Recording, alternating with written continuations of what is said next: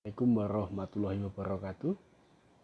Pada kesempatan ini kita akan membahas mengenai kalimat efektif dalam bahasa Indonesia.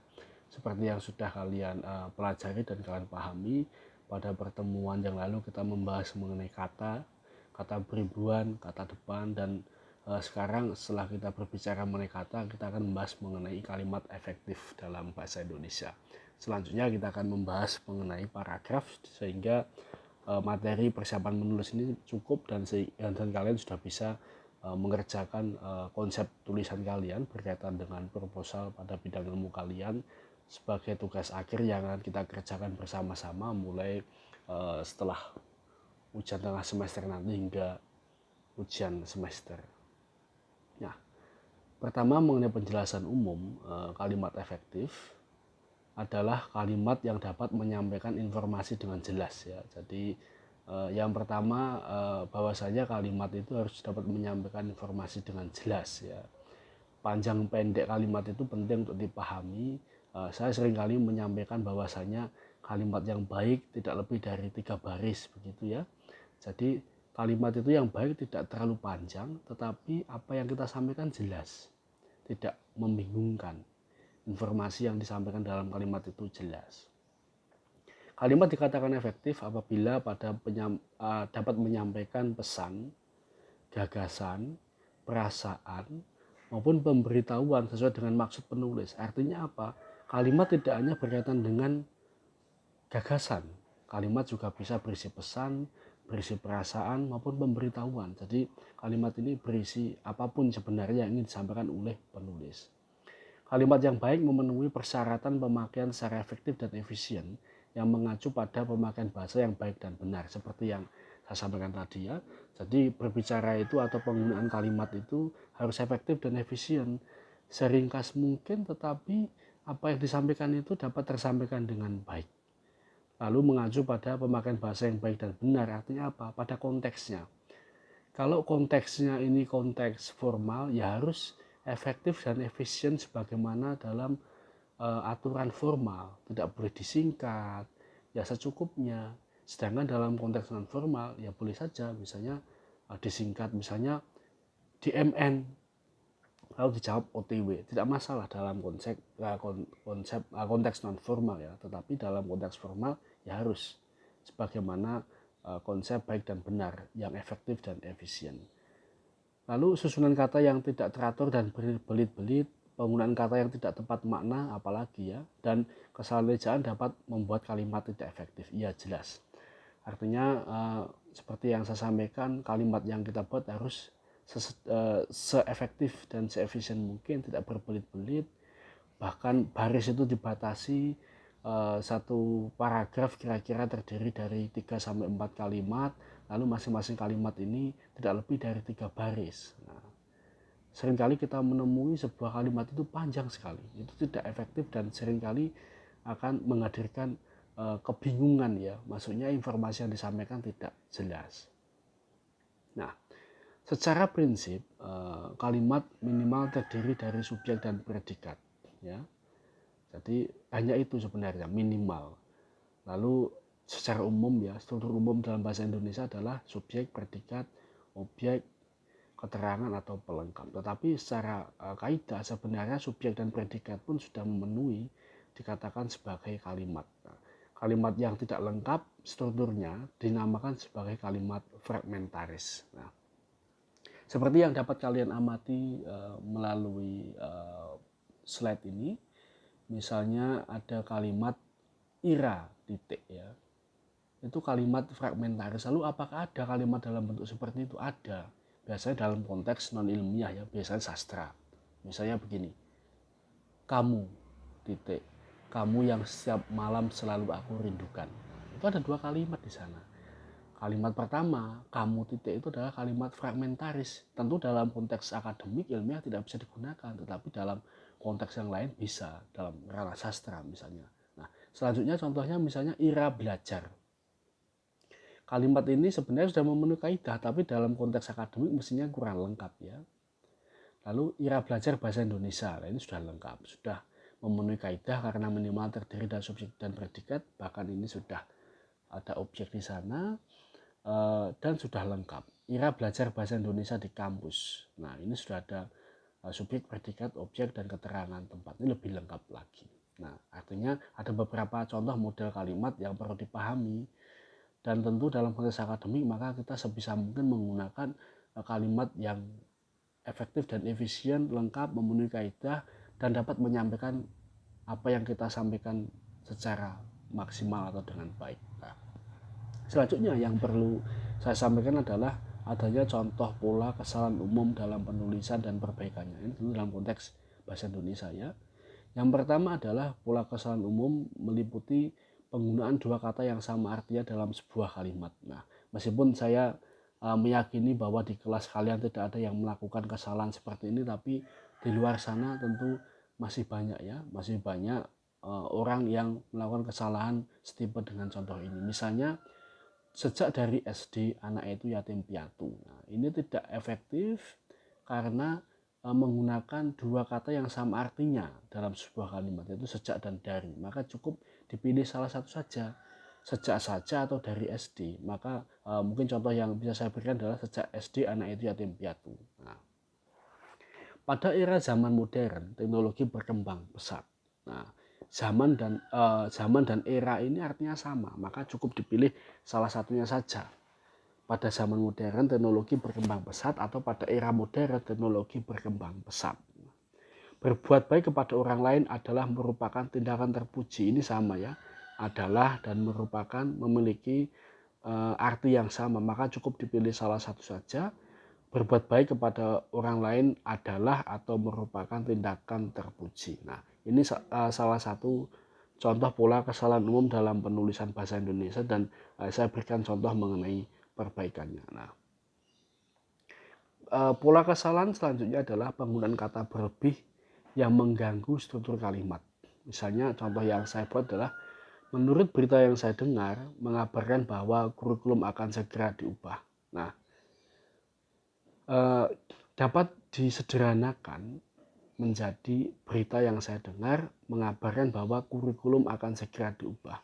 Dan ternyata bisa disederhanakan lagi, berita yang saya dengar kurikulum akan segera diubah. Nah, tentu ini menunjukkan bahwasanya kesalahan pola-pola seperti ini sering terjadi, dan tentu harapan kita semua, kita mulai belajar dan persoalan-persoalan seperti ini dapat teratasi dengan baik ya.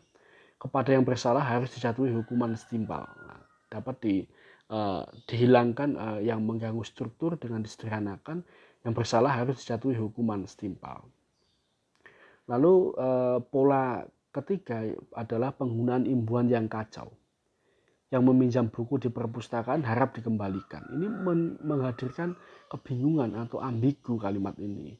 Yang dikembalikan itu buku atau yang meminjam.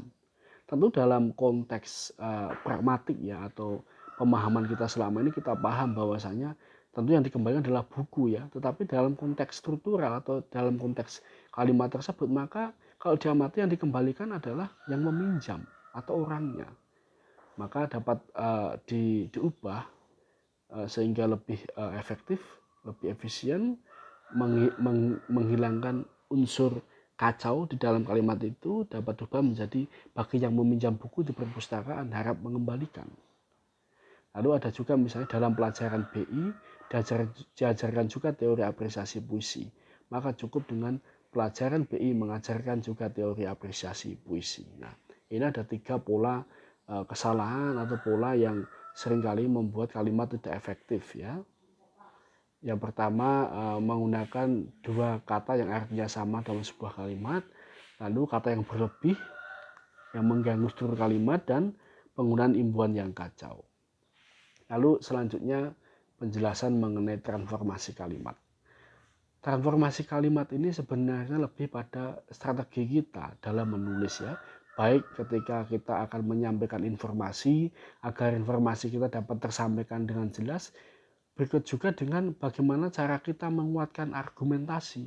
Lalu bagaimana praktiknya? Oke, sebelumnya saya akan menjelaskan mengenai definisinya dulu ya, mengenai transformasi. Transformasi merupakan proses mengubah bentuk kalimat, baik dari bentuk yang sederhana ke bentuk yang kompleks maupun sebaliknya. Ini menurut salah satu ahli bahasa. Beberapa transformasi yang perlu dipahami dalam konteks pembuatan kalimat adalah transformasi jeda dan transformasi total. Lalu penggunaan transformasi kalimat dapat difungsikan sebagai strategi penulisan dalam menyampaikan gagasan maupun strategi dalam menguatkan pendapat. Ya, karena transformasi jeda ini berupa tanda baca koma. Nah, sedangkan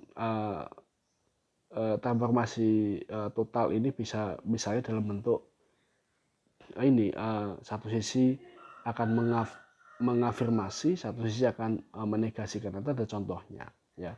Jadi sekali lagi saya katakan penggunaan transformasi jeda ini dapat kita fungsikan strategi untuk menyampaikan gagasan kita, karena seringkali kalimat itu misalnya 3 baris itu ya, itu sudah panjang. Lalu bagaimana caranya agar kalimat itu dapat kita tulis dan dapat tersampaikan dengan baik? Maka diberi tanda baca koma.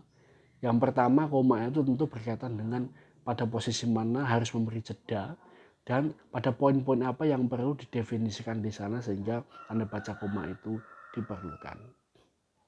Nah, yang pertama, transformasi jeda. Transformasi jeda merupakan perhentian sesaat dalam sebuah kalimat yang biasanya ditandai dengan tanda baca koma.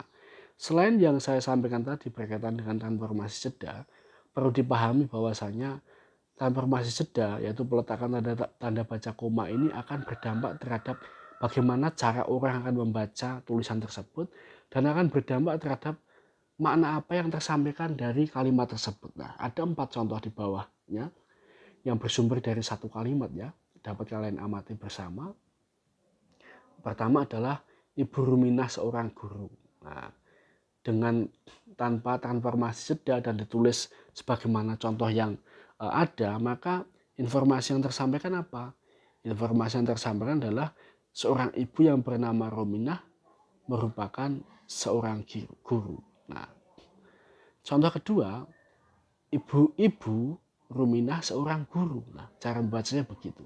Maka dampak yang dihadirkan mengenai arti dari kalimat tersebut apa? Kita berbicara kepada ibu ya, misalnya saya berbicara kepada ibu yang menjelaskan bahwasanya Ruminah adalah seorang guru. Ibu Ruminah seorang guru. Lalu yang ketiga, Ibu Ruminah seorang guru. Nah, ini konsekuensinya apa? Dengan peletakan tanda baca setelah kata Ruminah, maka kita menjelaskan bahwa ibunya Ruminah seorang guru. Nah, artinya dari 3 contoh yang dapat kalian amati di sana itu menghadirkan signifikansi yang berbeda-beda berkaitan dengan peletakan tanda baca koma atau yang biasa disebut sebagai transformasi jeda. Nah, ini ada contoh lain. Bentuk dasarnya misalnya istri kopral cantik sarjana pendidikan. Nah, lalu diubah menjadi 2 kalimat dengan 2 transformasi jeda yang berbeda begitu ya, dan berikut dengan bagaimana cara membaca dan arti yang dapat dipahami dari kalimat tersebut. Pertama, istri kopral cantik sarjana pendidikan. Yang kedua, istri kopral cantik sarjana pendidikan. Lalu apa signifikansi dari 2 kalimat ini? Yang pertama, seorang istri kopral yang cantik dan bergelar sarjana pendidikan. Lalu yang kedua, mungkin contoh ini memang tidak banyak terdapat di Indonesia ya, tapi mungkin di negara-negara barat biasa, banyak terjadi begitu. Istri kopral cantik, sarjana pendidikan. Nah, kopralnya cantik tapi memiliki istri. Nah, artinya peletakan tanda baca koma sebagai bentuk transformasi jeda ini sangat signifikan berkaitan dengan arti yang dihadirkan dari kalimat yang kita tulis. Contoh lain misalnya masalah rumah ditanggung Bapak Sugino. Lalu ada 3 pola yang saya buat di bawahnya. Bagaimana peletakan transformasi jeda di dalam kalimat tersebut. Yang pertama, masalah rumah ditanggung Bapak Sugino. Artinya apa? Karena rumah ditanggung Bapak Sugino mungkin menghadirkan suatu masalah. Misalnya Pak Sugino ini sulit dinegosiasi, Pak Sugino ini orangnya keras, atau mungkin Pak Sugino ini orangnya tidak jujur, maka karena rumah ditanggung Bapak Sugino menjadi masalah. Lalu yang kedua, masalah rumah ditanggung Bapak Sugino. Artinya apa? Semua hal berkaitan dengan rumah ditanggung oleh Bapak Sugino. Nah, yang ketiga ini masalah rumah ditanggung Bapak Sukino. Mungkin Sukino ini komplain atau bertanya berkaitan dengan persoalan rumah kepada saya. Lalu saya cukup menjelaskan, masalah rumah ditanggung Bapak Sukino. Artinya semua hal berkaitan dengan rumah adalah tanggung jawab atau ditanggung oleh Bapak.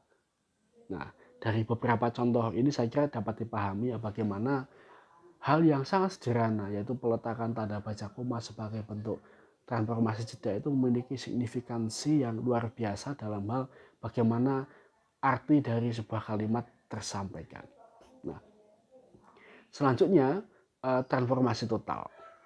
Transformasi total berfungsi untuk menunjukkan bentuk afirmatif dan negasi dalam satu kalimat. Nah, ini biasanya lebih pada ini ya, seni dalam berargumentasi. Nah, mungkin kalian juga bisa mencontoh dan bagaimana menerapkan dalam bidang ilmu kalian. Misalnya begini, sehat atau tidak sehat, saya harus berangkat kuliah. Pejudi atau bukan pejudi, mereka tetap ditangkap. Perusak atau tidak perusak, demonstran tetap harus ditangkap. Misalnya ya, diakui atau tidak, persoalan kebangsaan kita belum terselesaikan misalnya. Lalu dalam bidang ilmu kalian misalnya membuat argumentasi ya, membuat satu kalimat argumentasi, lalu kalimat kedua juga argumentasi berdasar data dan sebagainya, kalimat ketiga juga demikian, lalu pada kalimat keempat, dengan demikian diakui atau tidak, persoalan A merupakan hal yang penting di Indonesia misalnya begitu. Nah, itu adalah yang disebut sebagai transformasi total. Satu sisi afirmatif mengiyakan, satu sisi menegasikan, dan contohnya dapat kalian lihat di sana. Nah, dan ini tinggal bagaimana kalian mengembangkan sesuai dengan bidang ilmu kalian. Nah, kita sudah berbicara sedikit banyak mengenai teori tentang kalimat tadi, termasuk bagaimana strategi kita menggunakan kalimat transformasi. Selanjutnya kita akan menggunakan kalimat majmuk ya. Kalimat majmuk adalah sebuah kalimat yang di dalamnya terdapat dua klausa atau lebih yang terhubung dengan kata penghubung ya. Jadi penjelasan sederhana seperti itu. Kalimat majmuk dapat diartikan sebagai penggabungan dua subkalimat yang dirangkum dalam sebuah kalimat. Istilah yang digunakan untuk menyebutkan subkalimat dalam kalimat majmuk adalah klausa. Klausa adalah gabungan antara subjek dan predikat, akan tetapi tidak berdiri sendiri sehingga tidak dapat disebut sebagai kalimat dan tidak diikuti tanda titik. Nah, jadi seperti yang sudah kita bahas tadi ya, bahwasannya kalimat minimal terdiri dari subjek dan predikat yang pertama itu. Lalu ternyata ada bentuk kalimat majmuk yang mana di dalamnya itu terdapat dari lebih dari satu klausa, ada dua klausa. Lalu nanti ada contoh-contohnya ya, misalnya bagaimana bentuk dari kalimat majmuk itu. Misalkan di sana disebabkan karena gabungan dari dua subkalimat atau klausa, kalimat majmuk memiliki ciri yaitu dengan adanya dua subjek dan predikat di dalam kalimat tersebut. Artinya karena memang kalimat majmuk ini kalimat yang tidak hanya terdiri dari satu kalimat, sedangkan kalimat sebagaimana kalimat itu terdiri dari subjek dan predikat. Artinya apa? Kalimat majmuk ini pasti lebih dari satu subjek dan lebih dari satu predikat. Hal itu dikarenakan syarat minimal sebuah kalimat terdiri dari subjek dan predikat ya. Meskipun demikian, terdapat pula kalimat majmuk yang di dalamnya terdapat lebih dari satu subjek, predikat, objek, dan keterangan. Artinya apa? Boleh sebenarnya kalimat majmuk itu lebih dari dua. Nah, lalu penjelasan yang pertama mengenai kalimat majmuk setara. Kalimat majmuk setara memiliki dua klausa yang sifatnya sederajat. Kalimat majmuk setara digabungkan dengan konjungsi dan, lalu, dan sementara. Ada contoh yang dapat diamati mengenai contoh kalimat majmuk setara. Klausa pertama misalnya begini, dosen menerangkan di kelas. Klausa 2, mahasiswa mencatat. Nah, kalimat majmuknya adalah dosen menerangkan di kelas dan mahasiswa memperhatikan atau mencatat, misal begitu. Contoh yang saya buat kurang tepat ya. Gitu. Lalu kalimat majmuk sebelum kalimat majmuk bertingkat ya, mengenai kalimat majmuk setara ini ada konjungsi dan atau tanda penghubung dan atau lalu ya, bisa juga menjadi diganti dengan lalu. Dosen menerangkan di kelas lalu mahasiswa mencatat. Dosen menerangkan di kelas sementara mahasiswa mencatat. Nah, ini dua-duanya sebenarnya memiliki posisi yang sama, ya. Semua terdiri dari subjek predikat, bahkan bisa juga dengan di kelas, ya. Di kelas ini sebagai objek, sebagai keterangan, ya. Di sisi lain, pada klausa kedua ini juga sebenarnya memenuhi sebagai bentuk kalimat. Mahasiswa mencatat sudah terdiri dari subjek dan predikat. Artinya apa? Kalimat majemuk setara ini sebenarnya tidak ada induk kalimat dan anak kalimat, dan semua klausa di dalamnya sebenarnya bisa berdiri menjadi masing-masing kalimat. Nah, hanya saja karena digabung menjadi dalam satu kalimat, maka keduanya tidak disebut sebagai kalimat dan kalimat, melainkan adalah klausa dan klausa yang membentuk satu kalimat. Lalu selanjutnya kalimat majemuk bertingkat. Istilah yang sering dipahami dalam kalimat majemuk bertingkat adalah adanya anak kalimat dan induk kalimat yang tidak berposisi sederajat atau sejajar, yang tentu berbeda dengan kalimat majemuk setara tadi, ya. Induk kalimat merupakan kalimat informasi utama yang disampaikan di dalam kalimat tersebut. Nah, sedangkan anak kalimat adalah informasi tambahan yang disampaikan dalam kalimat yang berfungsi untuk melengkapi atau menguatkan informasi di dalam kalimat.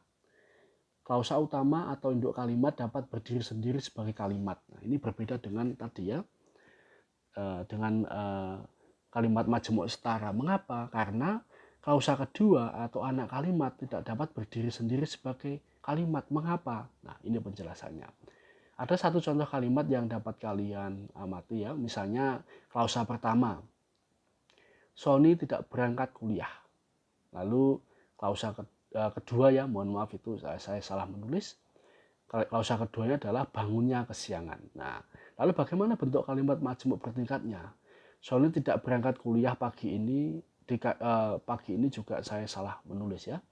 Sony tidak berangkat kuliah disebabkan karena bangunnya kesiangan. Nah, dalam konteks itu maka sebenarnya Sony tidak berangkat kuliah sudah cukup menjadi kalimat, tetapi bangunnya kesiangan tidak bisa menjadi kalimat. Tiba-tiba bangunnya kesiangan. Siapa yang bangun kesiangan? Tidak ada subjek di sana. Maka ini hanya predikat sehingga tidak dapat dikatakan sebagai kalimat. Artinya apa? Dalam kalimat majemuk bertingkat itu ada satu klausa yang dapat berdiri sendiri untuk menjadi kalimat, namun ada satu klausa yang tidak, yaitu klausa kedua, atau bisa juga sebaliknya, ya. Karena bangunnya kesiangan, nah misalnya begitu, ya. Sony tidak berangkat kuliah, misalnya begitu.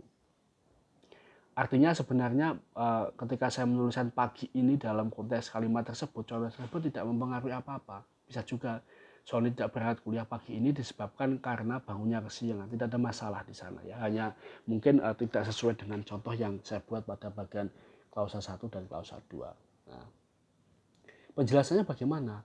Klausa 1 sebagai informasi utama dan memenuhi unsur menjadi kalimat karena terdiri dari subjek dan predikat, ya. Sedangkan klausa 2, yaitu bangunnya kesiangan, merupakan informasi tambahan dan hanya terdiri dari predikat, sehingga tidak dapat berdiri sendiri sebagai kalimat. Nah, artinya apa? Ketika kalimat itu hanya dijelaskan Sony tidak berangkat kuliah, sudah tidak ada persoalan. Informasi jelas bahwa Sony tidak berangkat kuliah. Lalu dalam aspek kebahasaan sudah memenuhi subjek dan predikat. Nah, artinya bangunnya kesiangan ini sifatnya itu sifatnya itu pilihan saja, boleh dimasukkan atau tidak, begitu.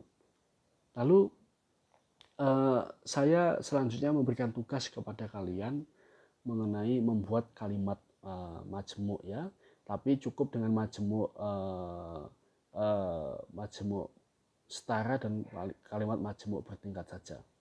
Nah, tadi pada bagian awal saya menjelaskan bahwasanya kalimat itu bisa berisi pesan, berisi gagasan, berisi perasaan, dan berisi pemberitahuan. Nah, sekarang silahkan kalian membuat majemuk yang terdiri dari kalimat majemuk bertingkat dan setara yang berisi tentang pesan, gagasan, perasaan, dan pemberitahuan. Artinya apa?